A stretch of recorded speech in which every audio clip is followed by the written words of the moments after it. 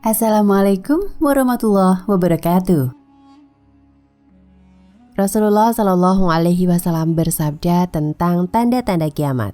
Apabila al-fa'i hanya dibagikan kepada kalangan orang-orang kaya, seorang suami takut kepada istrinya dan durhaka terhadap ibunya, dan seseorang lebih dekat kepada temannya daripada ayahnya sendiri. Hadis riwayat Tirmizi, mata rantai periwayatan hadis ini lemah.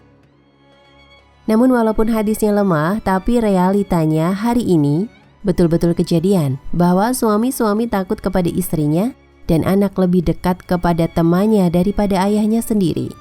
Innalillahi. Bisa dibayangkan suami macam apa yang lemah di hadapan istri sendiri dan tidak dekat pula terhadap anak, sehingga anak lebih dekat kepada temannya. Sebutannya adalah isti, ikatan suami takut istri.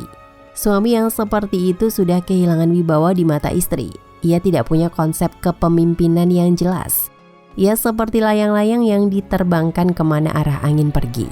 Harusnya ialah yang menjadi nahkoda keluarga saat dihantam badai. Namun istrinya lah yang justru mengendalikan kapal. Dan sang istri pun mengendalikan kapal sesukanya hingga lupa perannya mengurus anak. Na'udzubillah min dzalik.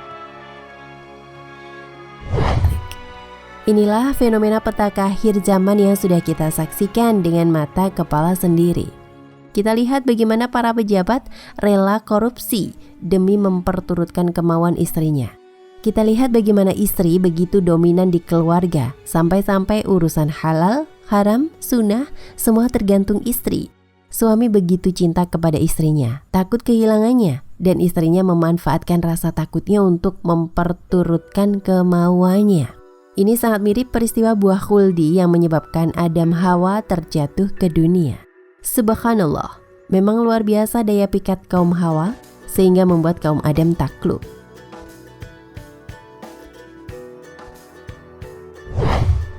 Beberapa faktor suami-suami takut istri. Suami cinta dunia dan takut sengsara. Suami tidak punya manhaj atau konsep agama yang jelas. Suami tidak mampu mendidik istri hingga dia yang diajari. Suami tidak punya jiwa kepemimpinan.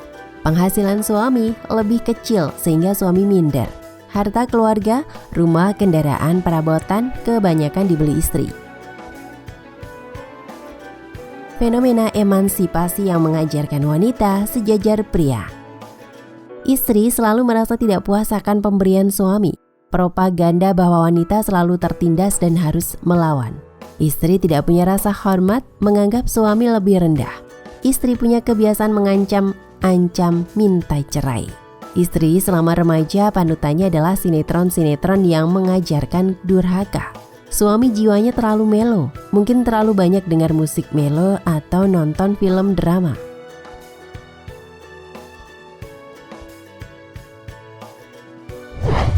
Itulah beberapa faktor yang menyebabkan suami-suami takut istri.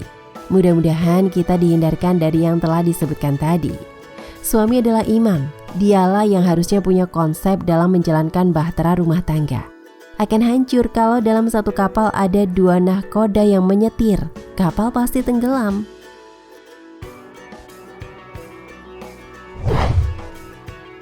Untuk istri, begitu hebatnya pesona kalian. Kalian adalah makhluk yang banyak kelemahan, namun mampu meluluhkan hati lelaki perkasa.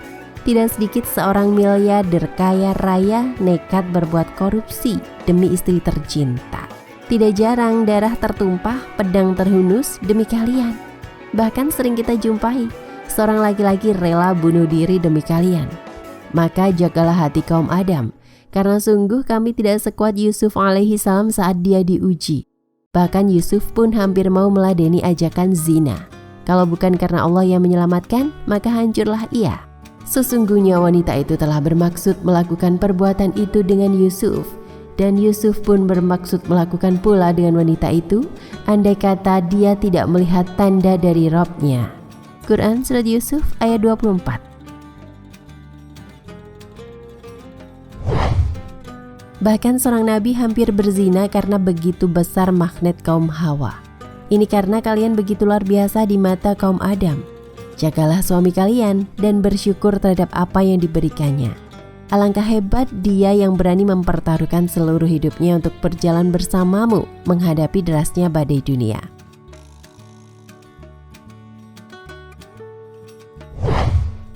Untuk suami, Allah berfirman, kaum laki-laki itu adalah pemimpin bagi kaum wanita.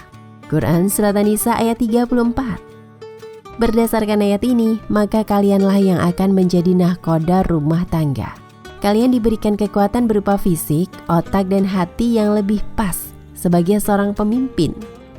Suami yang baik sudah kelihatan saat ta'aruf. Manhajnya jelas, wawasannya jelas, rencana kedepannya jelas. Tidak seperti air mengalir yang ikut saja kemana aliran air. Pria seperti ini mudah dikendalikan. Justru pria yang punya konsep kelihatannya memang agak kaku karena idealis. Pria seperti inilah yang cocok jadi pemimpin karena tidak mudah untuk dikendalikan. Tapi tentu saja harus mendidik dengan bijak seperti yang sering disebutkan dalam hadis yang sudah populer.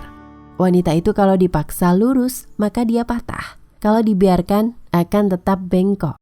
Jadi mendidik wanita harus pertengahan, lembut tapi tegas. Tapi intinya, memalukan apabila lelaki justru berlindung di ketiak wanita. Memalukan jika urusan halal, haram, sunnah, mubah, dan sebagainya ditentukan istri. Memalukan jika suami tidak punya manhaj yang jelas untuk mendidik istri. Mudah-mudahan Allah membimbing kita menjadi pasangan suami istri yang baik di akhir zaman. Wallahu a'lam bishawab.